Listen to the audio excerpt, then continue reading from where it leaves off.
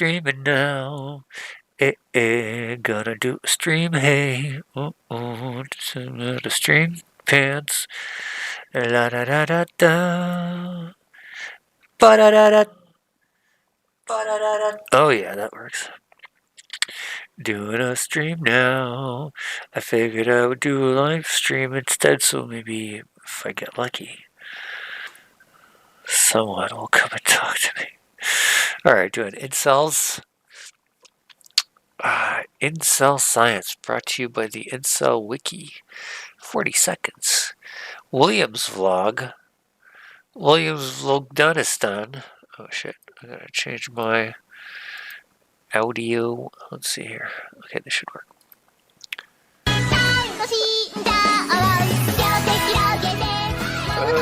Oh my god, that was so loud I couldn't even read. My ears were exploding. Hold on. Okay, there we go. Let's try it again. Incel Science, brought to you by the Incel Wiki. Let's go. Time for some science. Brought to you by Incel Wiki. Incel do this. Whoa, slow down. Brought to you by the Incel Wiki. Alana coined incel as a gender-neutral life circumstance. Yep, her community was hijacked in 2013 by anti-incels. Jeez, Nazis and pedos started taking over everything. Sad. Telling incels to kill themselves. Oof. Most incels don't have inferior genetics. Well, let's just watch the whole thing before I'd comment. There is an adult for every adult, including the reactionaries and pedos that did incels harm. If they go to Siberia and never touch children, monogamy can't work post-industry. Yikes. Obscure Chinese economists have the solution. True. The black and blue pill are lies. Yes. Plagiarizing 1950s romance fiction. Bad. The way things are going is not okay. So let's work together for a better world. Let's build a society for everyone. And not just for those at the top. Whoa. Yeah, kind of, sort of commie vibe. Okay, I'm gonna drop the... Now I kind of just want to watch it because I was so busy pausing it. Alright, time for some science brought to you by the Incel Wiki. Science, by the way, this has nothing to do with science. Initially, it's got a little tidbit of history, I guess. But... yeah, I think maybe a lot of people don't. A lot of people, I think, can play fast and loose with. This certainly is playing fast and loose with it, with what science means. Incel Wiki. Alana coined incel as a gender-neutral life circumstance. If I am not mistaken, incel was coined by a woman, a girl of some sort. So as far as it being Alana or not, sure. But I do remember that it was a woman that sort of came up with it. I don't think incel... I mean, it's funny because at this point to say that something was coined as a gender-neutral life circumstance...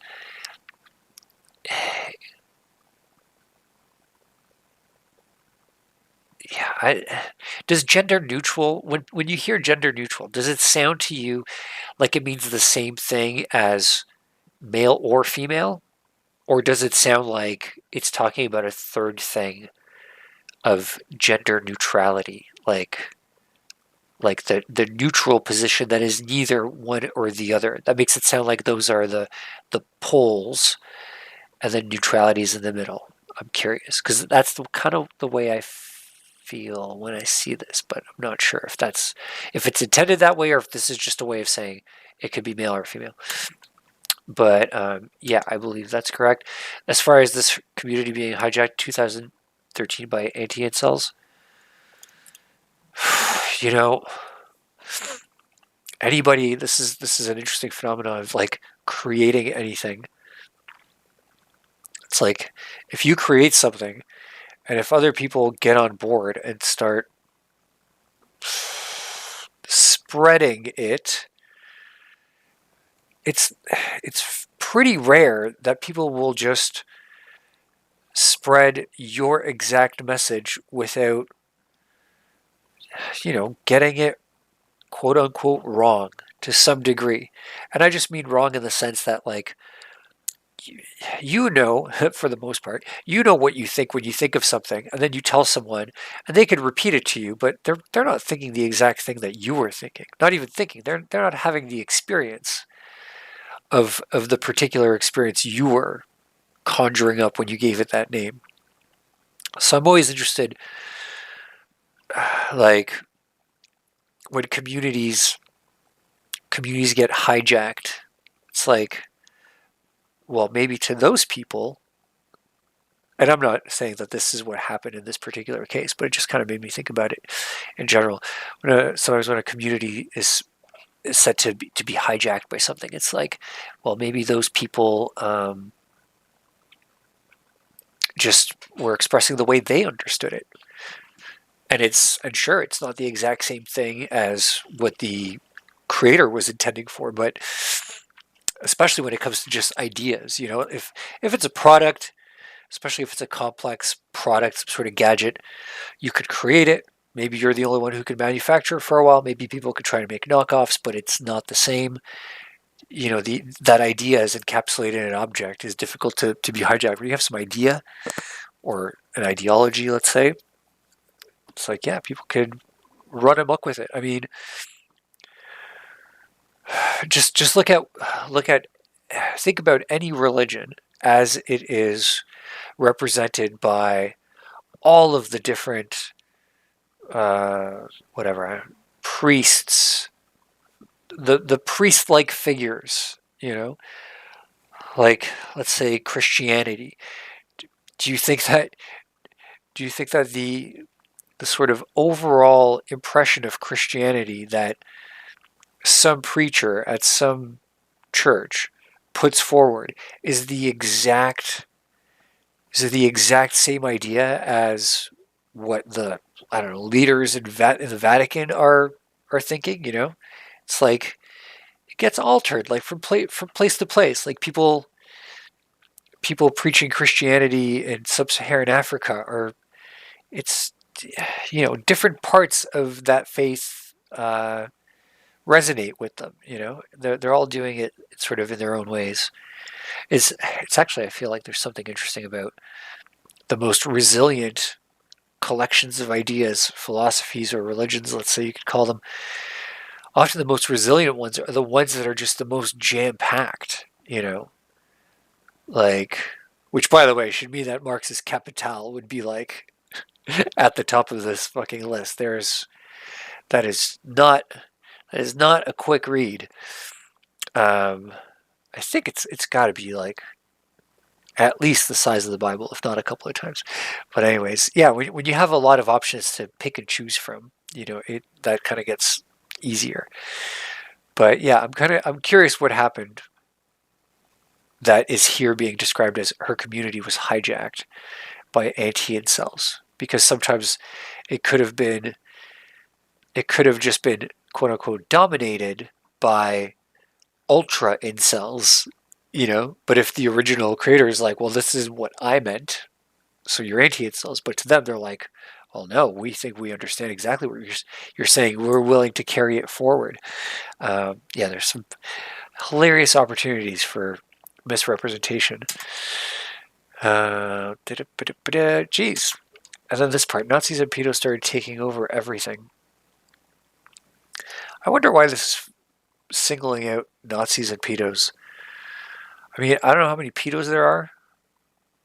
I don't know how many Nazis there are, but there's there's a lot of Marxists that are, it's it's pretty okay to openly identify as a Marxist or a communist or a socialist, Democrat, conservative, uh, ecologist, whatever, and like all any group, all those, pretty much every single cultural group will try and come up with its interpretation for any social phenomenon that's popular enough, and they'll try to take over with their own narrative.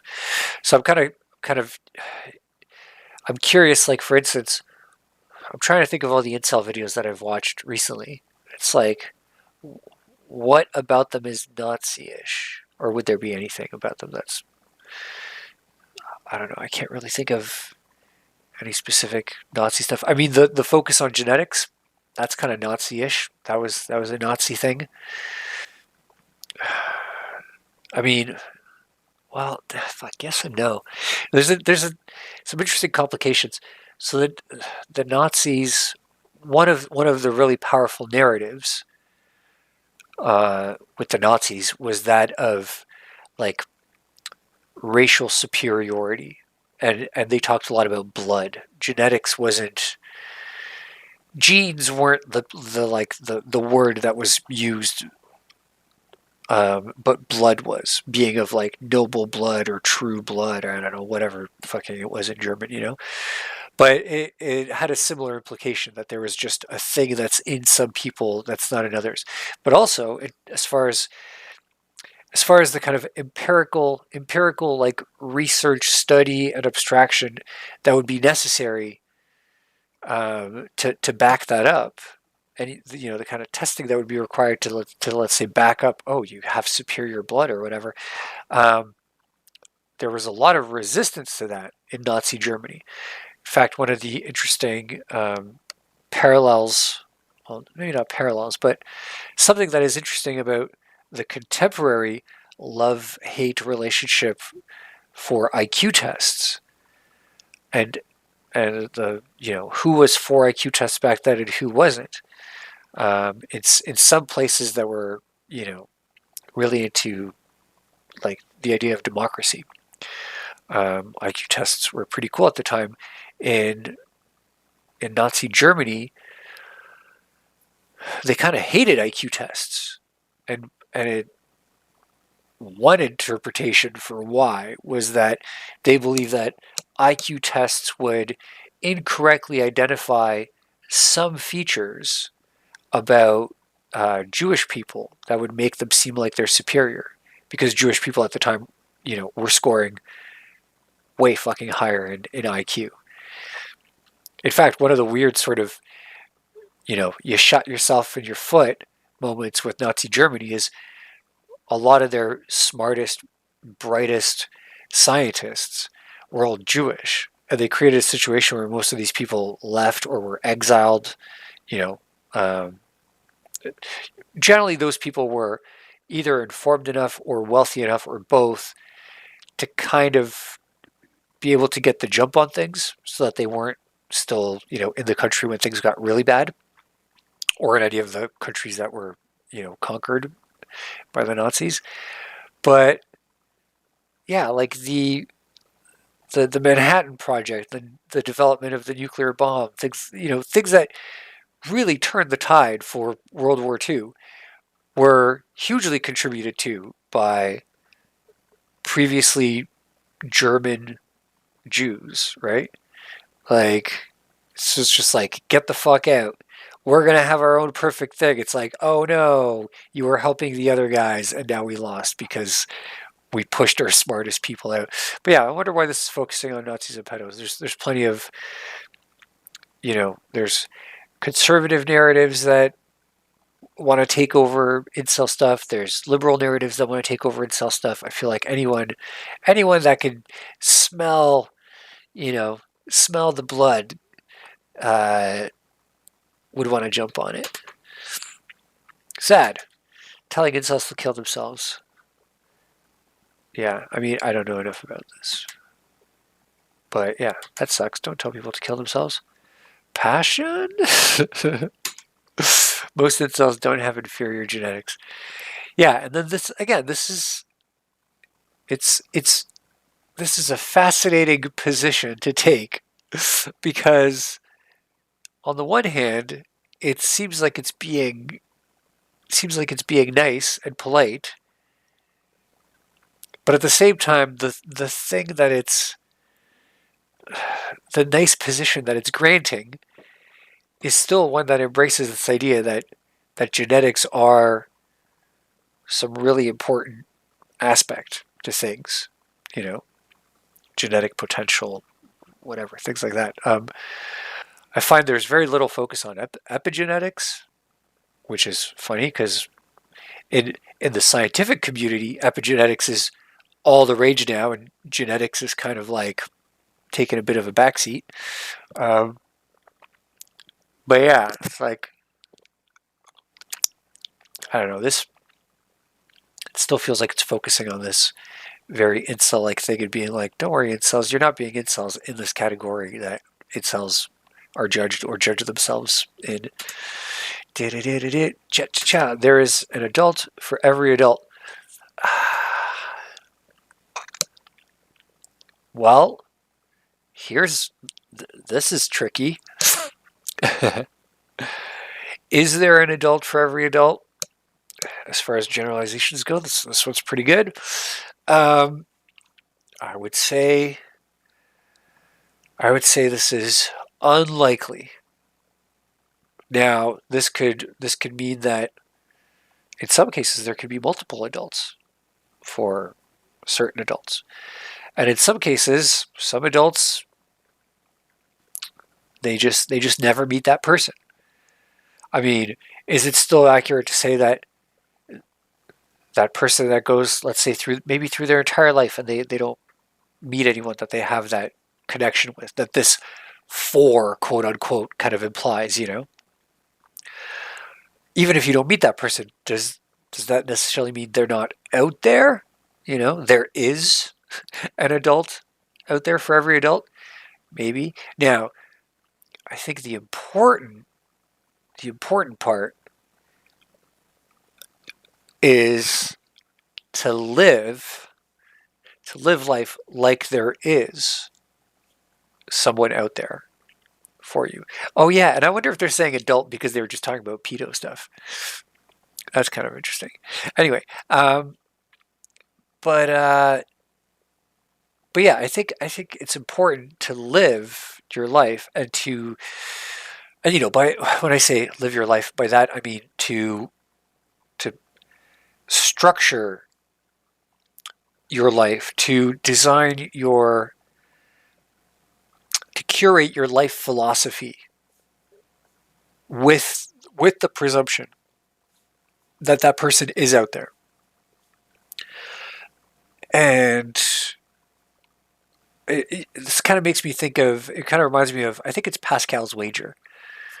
Correct me if I'm wrong, but I believe Pascal's wager was something along the lines of like, uh, it's a 2 by 2 matrix of possibilities. So it's like God could exist. Like maybe God exists, but maybe God does not exist. And you can maybe either believe in God or maybe you could not believe in God. And so that creates these different possibilities. And so it's like if God doesn't exist and you don't believe in him, okay, there are outcomes of that. Or God doesn't exist and you believe in him, there are outcomes related to that. Or God exists and you don't believe, or God exists and you do believe. And he puts forward the argument that out of those four possible outcomes for what things are, your best bet is to believe and act accordingly because the kind of losses that you face if you're wrong aren't as bad as the losses that you face if you were to take up the position of not believing. And I think I mean, I don't want to be like, here's just little old me, and I want to say Pascal was wrong. I do think he ignores a very significant aspect of living like there is a God or living like there isn't a God. I feel like he kind of treats it like this very flat, two-dimensional. Well, you either believe or you don't. But like believing or non-believing generally means making some pretty significant uh, lifestyle changes or choices. You know, I mean, if you don't believe that there is a God who always sees everything you do, you might commit the kind of crimes that you feel like you're going to get away with because you can see that no one is watching, as opposed to believing that there is this thing watching, right? Um, Tiger in the grass, though. That's, sometimes just because you know there's no one watching doesn't mean you're not incorrect and there actually is someone that you haven't spotted. So maybe act like always someone's watching. Anyways, um, but yeah, but this kind of reminds me of a Pascal's wager. It's like if you if you live your life believing that there is that person out there for you, even if there isn't that person out there for you, I believe that will create the best possible outcome. The likelihood for having the best quality life is a byproduct of that approach. And then either you meet the person and then things are great, or you don't meet the person, but you have still been living a life that has been coordinated and planned and engaged with on a level that, you know, I mean, if a lot of people have a really weak imagination too. Some of the people that I do counseling with, it's like I ask them to imagine the best case scenario, imagine their ideal life, and like in their ideal life, they're like still alone and they're kind of sad, but it's okay because in their ideal life, they have some really fantastical coping mechanism. Like, well, I'm alone and sad, but I have a flying car. It's like you can't even imagine in your wildest fantasies having some sort of beautiful friendship, beautiful relationship, the perfect romance. Um, but anyways, if you if you structure your life, if you approach your life and plan for it with the belief that there is that person and they are this amazing person, and not like they're some amazing person in the sense, I guess, that would be like, I don't know, some sort of slave or something, but like really like a great inspiring partner, you know, fulfill someone you could have the most fulfilling relationship with, someone you could build maybe a family with. If I imagined that type of archetypal, you know, character, that's that's someone that I want to prepare meeting by getting myself in the best possible shape I can be in, mentally, physically, you know, whatever spiritually means, Um, yeah, it's like if I it just inspires me to, sounds cheesy as it is, but like to be the best me, Now, in one of the other kind of matrix combinations, like if there is that perfect someone for you out there, but you've been living your life like there's no one out there for you, and if you've been living your life like, I know a lot of the MGTOW guys. They're like forget about women, just work hard, save up your money, or work out, get into the best shape you've ever been in, travel, see the world, read books, do all these amazing things. And I mean, I'm distracting myself from the original point I was going to make, but even those things, I think, are most enjoyable when shared. It's like, I don't know if you've ever done this. A lot of people don't read in general, but I've had moments where I'm somewhere, I'm at a cafe, I'm at a park, somewhere I'm reading, and I'll read something that's just so good. I'll read it. It'll be that one sentence that just is just so brilliant, and when it hits me, I catch myself doing this thing where I'll lift my head and I'll look around as though I want to share this thing with someone. I want to be like, "Oh my God, you gotta," And there are times when I think people could see it, like in a person's eyes when they have that moment where they're just blown away by something. Because I've certainly had times where I'll be doing that. And if I am somewhere public and I look up and I look amazed, someone will go, what? Like, did she just read something crazy? You know, it's like, but just that, something about that kind of, that behavior, that movement that I do. It's like, I don't consciously decide to do that.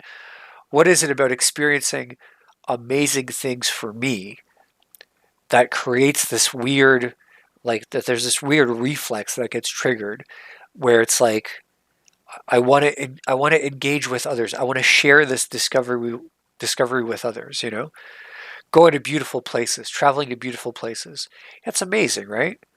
And like people take photos of those places they go to when they're by themselves. I mean, not just when they're by themselves, but it's like people want to share those experiences.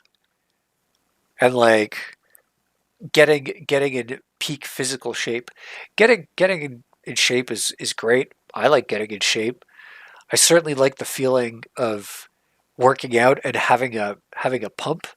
I think I used to be like too skinny. I just didn't have enough muscle so that by the time I do a bunch of reps or something, like there's just not enough muscle tissue to get, you know, engorged enough to get that feeling of, and if you've never had a pump, it's like, and by the way, I am having the tiniest fucking pumps. Like, you know, I'm not ripped by any means, but it's like feeling like imagine just the skin around your bicep.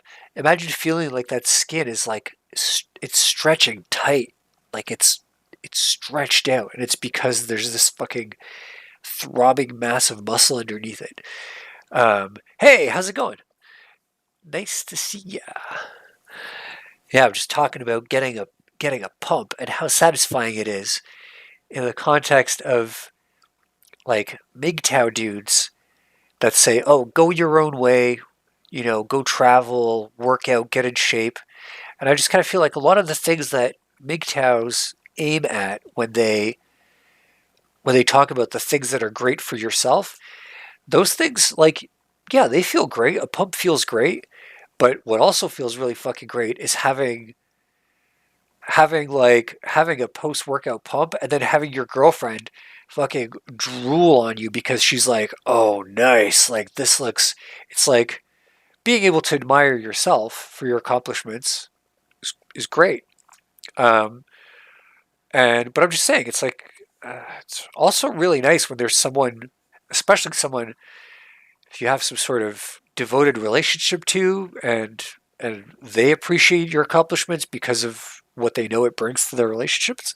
It's a nice feeling too. But yeah, MGTOWs in a lot of ways, I think they're still going through the motions of something where the most basic source of inspiration is something still based around a relationship. And they're like, do those things that, like, if you were crazy in love with someone, you would be motivated by the relationship. Just like do those things on your own. But I still feel like it's weird too. It reminds me of, because it's kind of like a chicken and egg situation. It's like, okay, well, what comes first? The desire for greatness or the relationship? Does the greatness inspire the relationship, or does the relationship inspire the greatness? Um, what's your aim at making this video on MGTOW and incels? Is it to speak to them directly, or is it to analyze from an outside perspective to apply it to our own lives?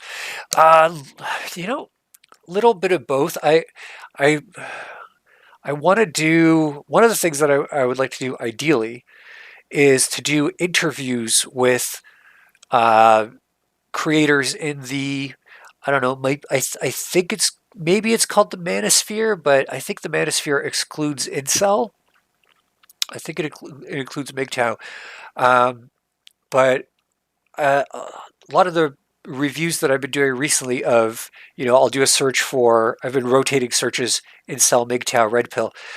A lot of it at this point is kind of me partially just brushing myself up on like the cornerstones of the culture, because there's a lot of stuff in each subculture that I see popping up regularly. I'm learning a lot of the language, and in the process, I'm kind of commenting and opining on it as I go. But the uh, the ideal goal is to is to be able to do interviews with people and really, I don't know, there's a lot of questions that I have for, particularly for the people that are really influential in these spheres, because there's, like most cultures, there's a hierarchy of, there's a couple people at the top that really sort of set the tempo, I guess you could put it, and then there's a bunch of people on lower and lower rungs that are kind of playing along, they're jamming along to that pace. And I'm really curious with the, like, with the people near the bottom of the hierarchy, halfway through, what is it about the messages that come down from above that they really resonate with, or in some cases they are also contributing and creating original stuff. But um, yeah, I would say my overall goal. I did one interview with Big Business Jay, who is I think he would be okay with me referring to him as like a small creator. He has a relatively small audience. Um, but yeah, I did an interview with him after I saw a video of his where he was talking about, he was like sharing his breakup story. So I just wanted to kind of talk about his experiences and his approach. And I think we did it. We talked for about an hour. We covered some stuff. I'm hoping to be able to reconnect back with him.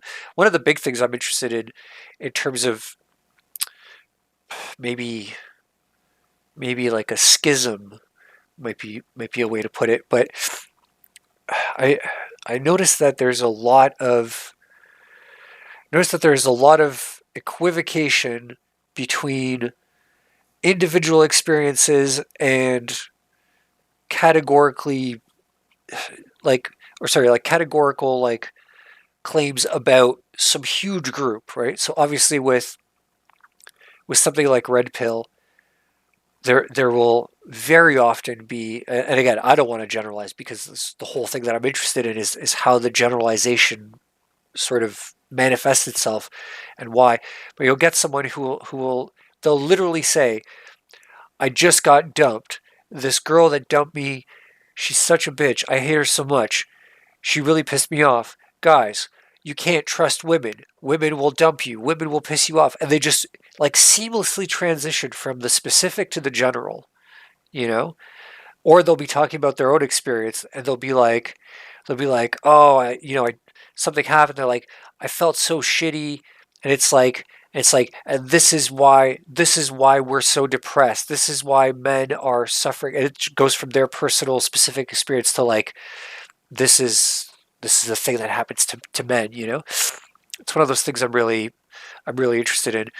I like the idea of people trying to find, like, to find help, to find a direction in life, to find other people that, to get a support network going, to make friends, to whatever, find some meaning in life, to live life well, all these different things. But one of the things that I think can be pretty counterproductive to that is the adoption of these very generic or general worldviews.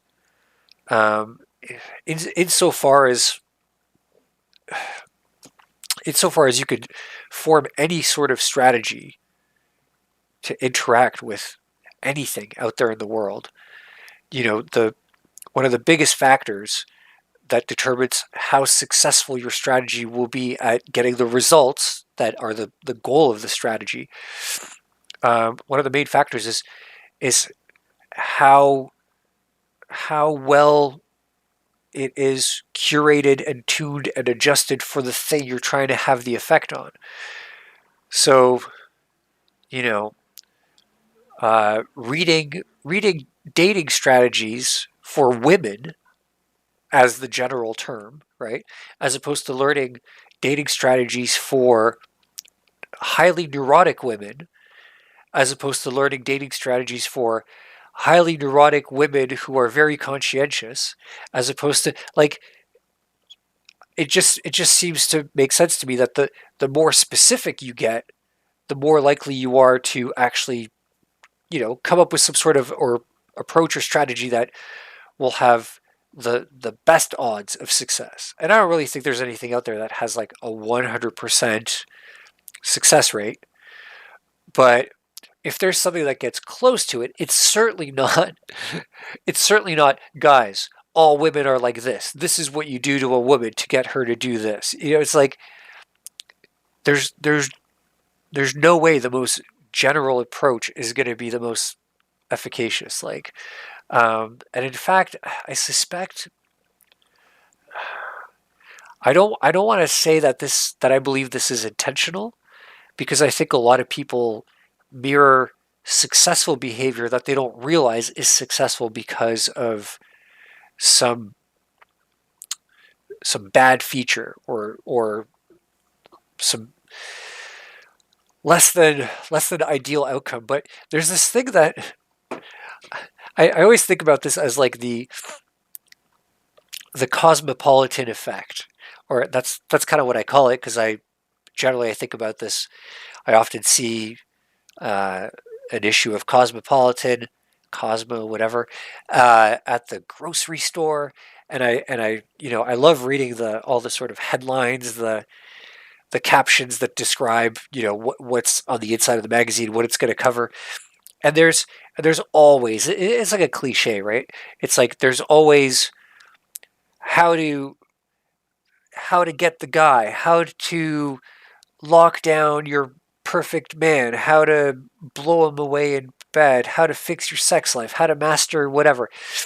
And and so sometimes like flipping through them, I notice that the advice is like terrible advice.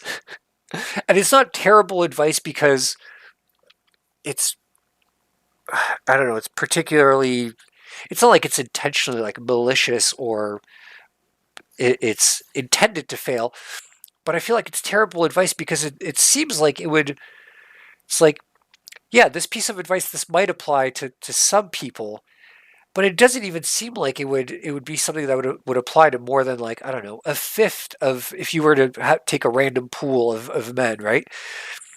And and there's a lot of inconsistency between all the different tips. So like some tips, again, as far as, I love personality psychology, like as far as um, some of the tips, like as far as personality is concerned, some of the tips would really impress a disagreeable man, but some of the other ones would kind of be boring and a turnoff to a disagreeable man, and would in fact be something that an agreeable man would enjoy. So it's like if you try them all, you're almost guaranteed to fail at least half of them.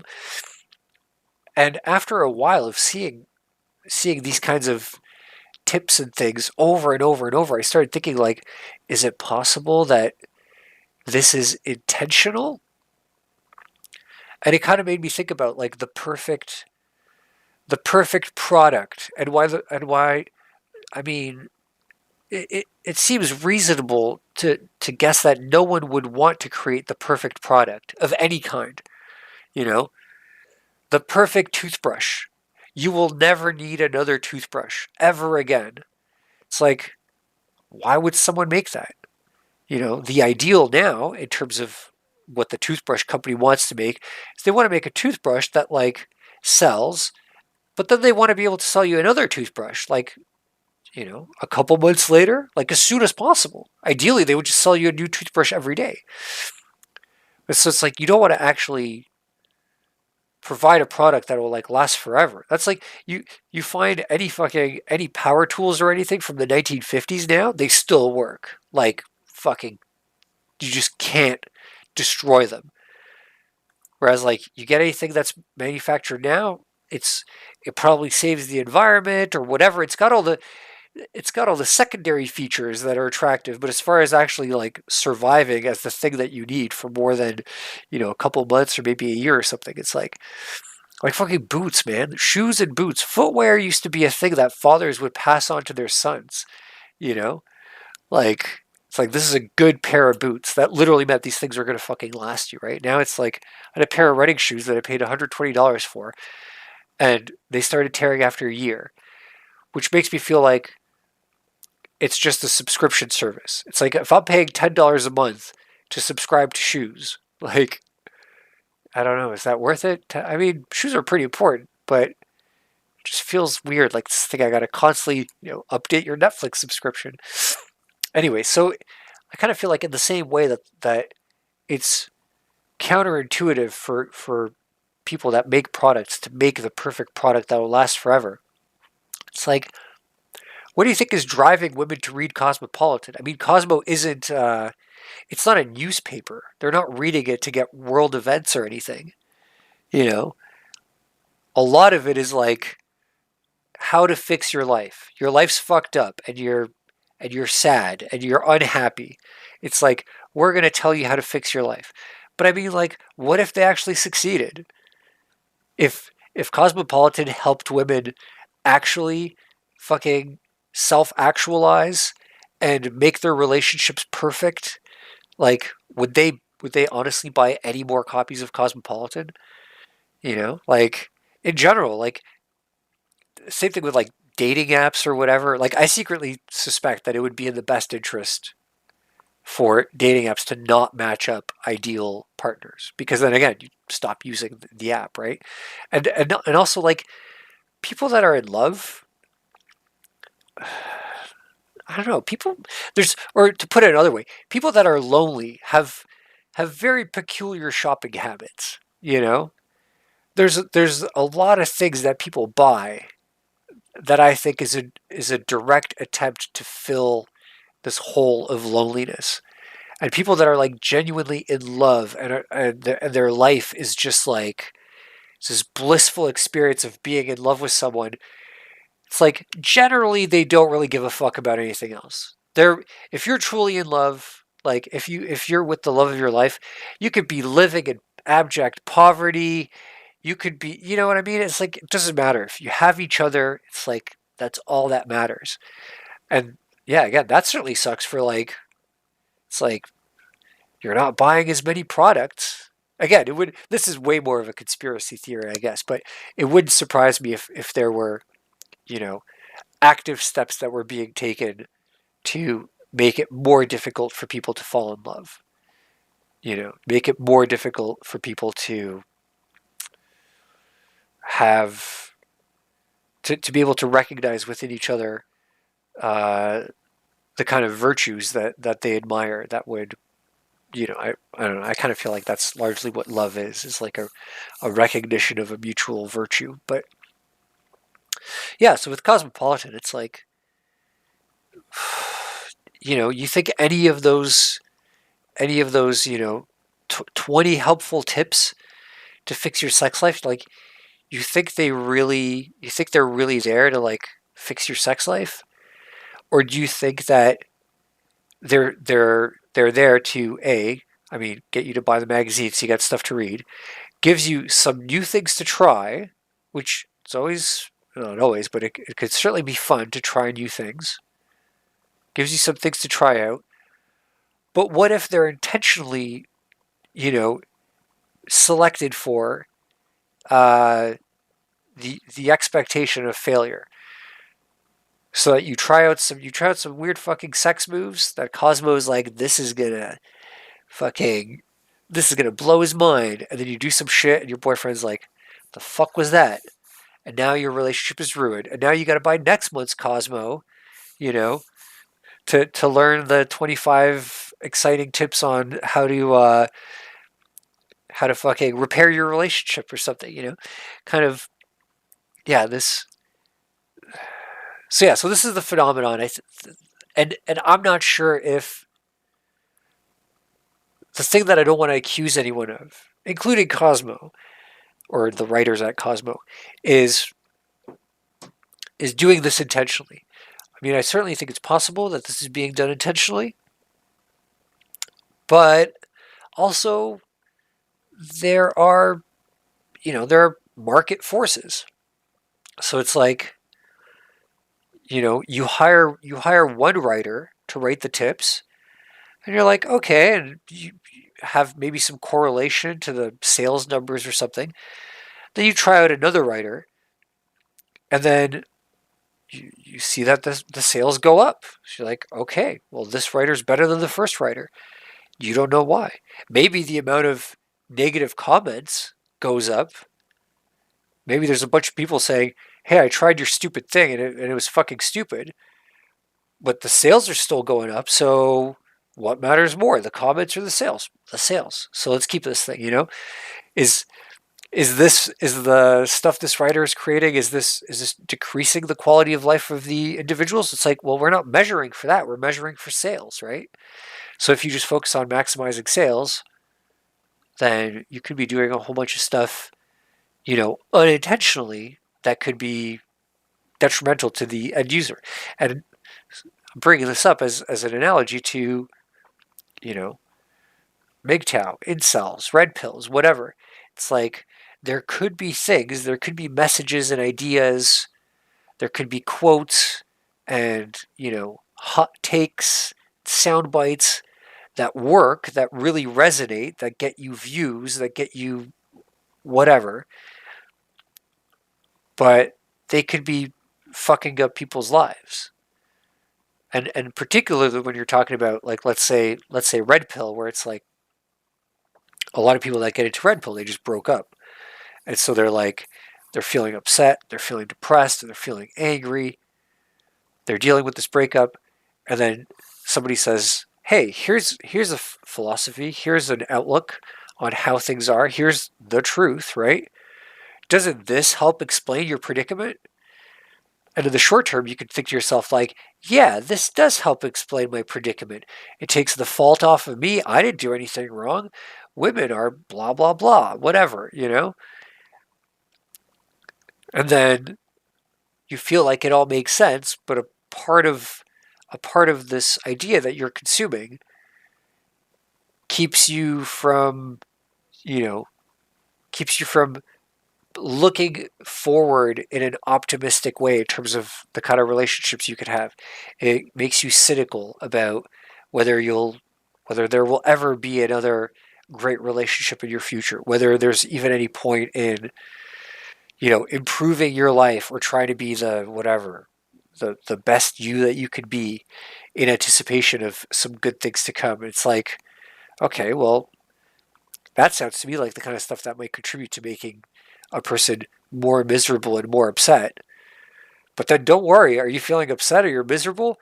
Here's some more videos that explain to you while that misery and cynicism and apathy or whatever, it's like it's not your fault. It's not because you're choosing to follow this path. You're not responsible. It's like some oppressive fucking regime or movement or culture or whatever that's causing this. And I mean, it's the exact same thing. I haven't really been doing anything on any of the sort of like women's oriented channels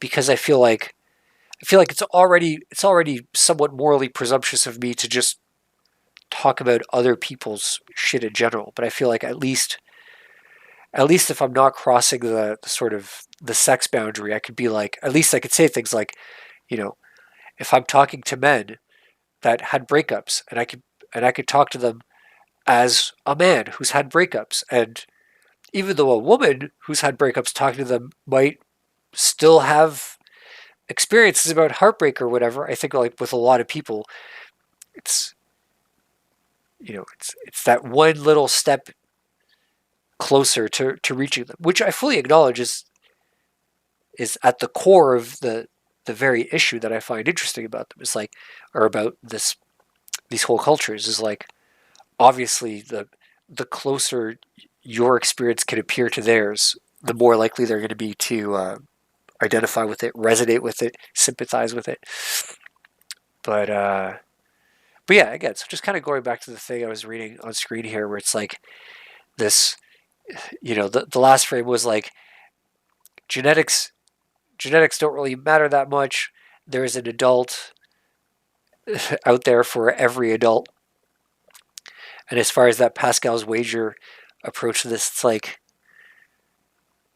I certainly think that living with the outlook, with the belief that there is someone out there for you, and not just someone, like that there is like the person. It's like the super kind of romantic, delusional thinking.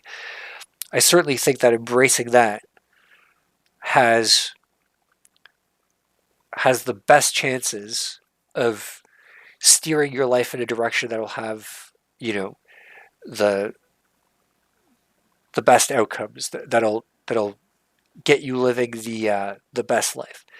Again, as opposed to believing that there's like nothing on the horizon. And even for that matter, like, to parallel this with, like, I don't think anybody really believes in there not being an afterlife. Like, and I don't mean that like I don't mean to say that like atheists don't don't hold very well rationed rationalized whatever the word is positions on the existence of the afterlife and all of the sort of social, cultural, philosophical consequences of either believing in that or not believing in that. But there's very few people that I see living their life like there is no afterlife and nothing matters. Like, in fact, I think it's it's pretty rare, and the people who I think genuinely embrace that, uh, you know, take a bunch of pills and kill themselves. Like, if I feel like the total genuine belief in there being nothing that anything you do now or until the end of your life adds up to in some sense, that that there's just, if there's nothing it adds up to, there's no point to anything. And if there's no point to anything, then why bother doing anything? Like, if you're going to put any effort into doing anything, it might as well just be blowing your brains out, right? Like, I think very few people actually live that out. And, some people say, oh, well, you don't have to worry about the afterlife existing, but like what you do affects future generations and they can benefit from the things that you do. And like, yeah, that's true. But again, just following that with the kind of, you know, cold objective logic and reason that I celebrate atheists for, it's like, heat death of the universe. Like, nothing is forever, right? It's like, I feel like everyone still lives their life like, not exactly, yeah, I don't want to exactly say that it's like the belief of an afterlife, but I feel like everyone lives in this complete ignorance of the truth, and that ignorance sort of takes on the appearance of like this some other thing. Um, but yeah, but I feel like the real, the real hardcore nihilists generally generally accomplish very little with their life, because why would they? Because none of it matters. And the people often who accomplish incredible things, and this includes incredible fucking acts of terrible, terrible shit, but nonetheless, the people that accomplish, incredible feats, uh, generally feel like there's, they generally ascribe to the idea that there's something more, that there is a meta level that their actions are being judged on or something. Yeah, I think it's kind of, it's weird. So many things I think have replaced spirituality and religion. And I think it's so easy for a lot of us to think like, oh yeah, like religion and spirituality. That's a thing that like people, from a long time ago believed in because didn't have science. They weren't sophisticated. They hadn't gone through the Enlightenment yet. But now we have all this science and all this stuff, but the way we interact with all of this cool new stuff is still, I think, very spiritual in terms of how it appears. Like, we invoke things the way that I think we invoke phenomena the way that I believe humans have been invoking gods for a long time. It's like we're still engaging in the same act. We just aim it at different things now. Yeah, we still have these like holy stories. They're just the really popular movies and things. But yeah, so I definitely like the idea of embracing the stance that there's an adult out there. There's an adult. I mean, there's that that someone for you is out there. I like that approach. Uh, why is it playing? Play it. Okay, for every adult, including the reactionaries and pedos that did incels harm. Yeah, I mean, this is actually a very interesting aspect of this video that they acknowledge that. Like, I think it's very mindful to kind of loop back around and point out, like, look, we're not just saying the good people have a special someone out there. It's this general idea that there's someone out there for everyone. I think that's it's a little sweet in a way. I mean, hopefully when they're suggesting that there's a special someone for the pedos out there, they mean someone who can have a special consensual relationship with them. Okay, if they go to Siberia, never touch children. Yeah, okay. Monogamy can't work post-industry. And then, yeah, so this is where, like, honestly, earlier in this video, where is it? Oh, we've gone too far. Right here, I believe. Nazis and pedos started taking over everything, okay? So this is in an incel video. They're claiming Nazis and pedos started taking over everything. And then, moments later, monogamy can't work post-industry. It's like, this sounds like a certain group of people with a certain belief trying to get into monogamy, incel stuff. Be like, listen, this incel stuff, it's not genetics. We just told you it's not genetics. We believe that there's someone out there for everyone, but it's industry, post-industry. This is the issue, Unite, workers of the world. Yikes. Obscure Chinese economists have the solution. Or maybe they're just having fun at this time. It's so hard to tell whether they're trolling or not. True. The black and blue pill are lies. I mean, I would disagree.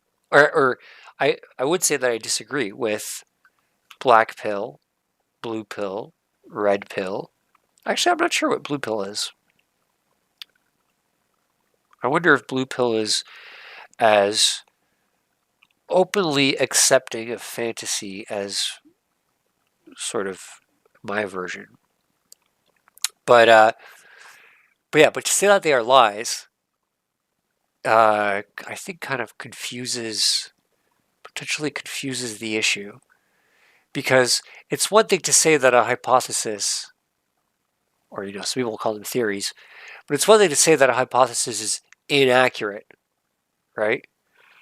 A hypothesis doesn't claim that it's true. Agents could claim that a hypothesis is true. And if they know the hypothesis is not true, or if they acknowledge that a hypothesis can't, it's really not anything that's at any point to be able to prove something's true or not. If they claim that it's true, then they could be said to be liars. But there is no individual, the hacker known as 4chan, there is no individual known as blue pill or black pill. I'm sure there's a YouTube channel called Black Pill, but that's not the guy setting the tempo. So this part, yeah, I certainly agree that they can be highly inaccurate. Although I don't believe that they are ever completely inaccurate. That's another, I guess, important part for me to mention. Any of these hypotheses or theories, for someone, they will work perfectly, Black and blue pill, yes. Plagiarized 1950s romance fiction. I guess this makes it sound like the black pill and the blue pill have something in common. Blue pill, I'm guessing, would be the one that would be plagiarized in 1950s romance fiction, which, by the way, I'm guessing 1950s romance fiction borrows a lot from writings that are just maybe a little bit older than the 1950s. It's interesting to, again, it's a little interesting to focus on this. The 1950s, the Cold War, uh, there was a lot of romance in the 1950s in America. The American dream was a romantic, outlook that knocked the shit out of communism at the time.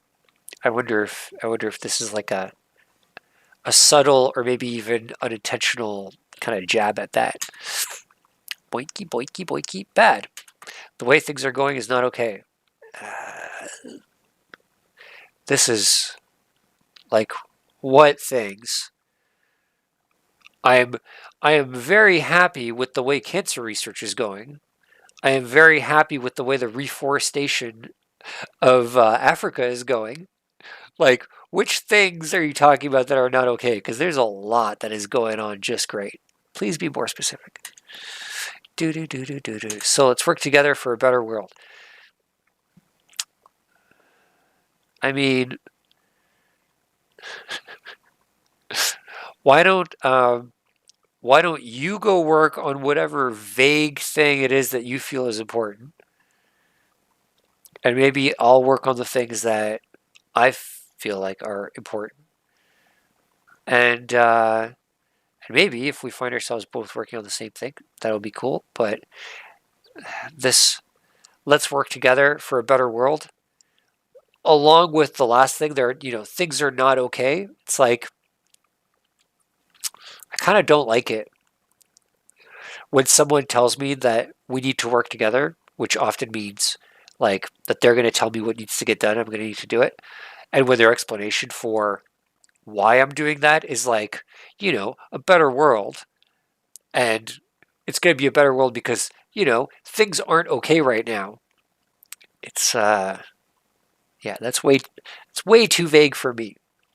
Not to mention, like, I feel like there's nothing that you can do that doesn't fuck something up for someone in the process of fixing things.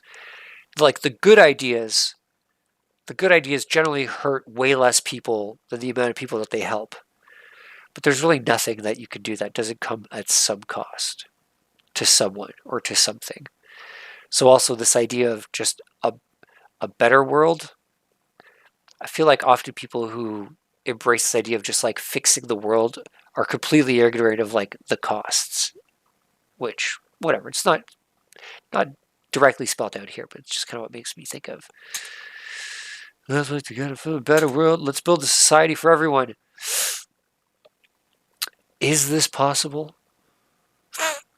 I mean, just earlier in the video, they were talking about how pedos and Nazis are bad, right? So I don't think they mean everyone. I hope they don't mean everyone, just for their own internal consistency.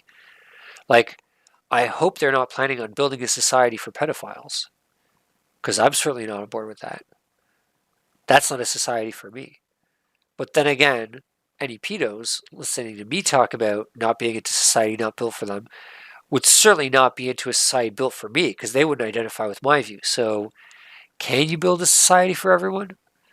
Like, what kind of terrifying and amazing experimentation? What kind of invasive surgeries would you need to perform on everyone so that everyone was so similar so that as to be able to, you know, enjoy a singular society?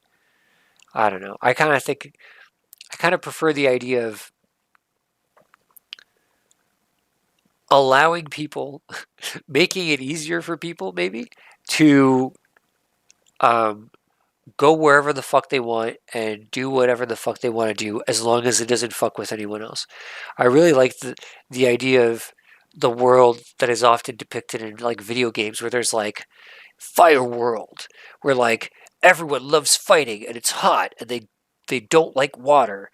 And then there's like water world where everyone likes swimming and they hate fire and it's like you can choose where you want to go. If you're like this fiery kind of person, it's like there's a society for you, But it like in all the ways that it makes things ideal for you, it excludes others. And like that's okay because you're happy with that trade-off. And like ideally, the people that it excludes are also okay with that because they have their own place, you know? It's one of the weird things about like the tyranny of democracy. It's like there's no state in the United States that's like the Democrat state, like actually, or the Republican state. It's a mix, like in everyone. Some of them it's like, oh, it's 70% Democrat. It's a Democrat state. It's like, no, but there's 30%, you know, 3 out of 10. You go to a party, okay, some 3 people out of 10 people there fucking voted Republican. It's like, it'd be kind of cool if there was just, or it'd be cool if people were cool with, hey, look, there's a place that's just for Republicans, and not like, and not treat that as some sort of horrible insult. Like I remember, I was I was really fascinated with, still am with New Hampshire. I think I might be planning a trip there soon. But like New Hampshire is a fascinating state. They have a lot of uh, features. Their political system has a lot of features that is very unique. I remember reading there was all these attacks against New Hampshire as though it's like a singular. Anyway, people were like accusing New Hampshire for being too white because like the percentage of Caucasians there is like super high, and people were writing articles like something should be done about this. It's like okay, like are you black or Asian or Middle Eastern or whatever? If you are, go there, move there. That then you'll do something about it. But besides that, like, what are you gonna do? You're gonna try and force or convince other people that are of different races to go there to fix this. Like, what do you mean something should be done about this? Like, it's so weird. What does that even mean? But you know, they're trying to create a society for everyone. So if the demographics of that society don't reflect whatever their idea of everyone is, then something needs to be done. And not just for those at the top. Yeah, and again, with the sort of socialist, communist, like I would love to meet someone who genuinely had had no aspirations or at least inspirations to like be the best, to have it all, to do it all, to whatever, you know? Like whether you have everything, whether you are at the top or not, I don't think is as important as whether you live in a society that like allows for people to strive for the top or not. And like societies or particularly like governments and laws and policies that essentially treat successful people unfairly, treat them worse than everybody else. It's like what kind of a standard is that creating for like for anyone else? It's I guess it's kind of similar to that sort of red pill thing. It's like, you know, if you believe that there's nothing out there and that all relationships are doomed and women are only there to abuse you and whatever, it's like, well, then why would I try, right?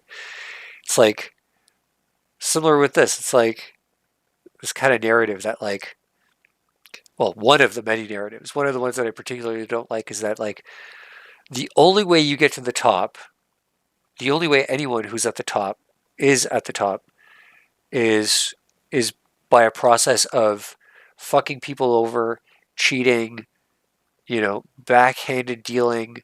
So that's the only way to succeed. I believe that's a zero sum. It's like for, you know, for every $1 million the CEO makes, all the workers collectively have to get $1 million less. Like those types of arrangements. And like it's just by stealing from those CEO or stealing from those employees that the CEO gets paid, right? Like that's what he does.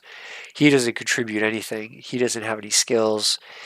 He is in no way superior to any of those employees. Literally anyone could do that job. It's just a matter of who's immoral enough to do it. Like that's it's like It's a really fucking interesting narrative. Insofar as something that has the ability to like discourage, not just discourage people from wanting to get to the top, but make them actively like despise anyone who's there. And like, for the love of God, don't mistake me for someone who's like at the top, you know? Not just the ones at the top. All right. Okay. Well, that was fun. Just another 39-second video that I talked about for an hour and 10 minutes. All right. Can I do one more? I think I can do one more. I'm gonna stop and restart the stream.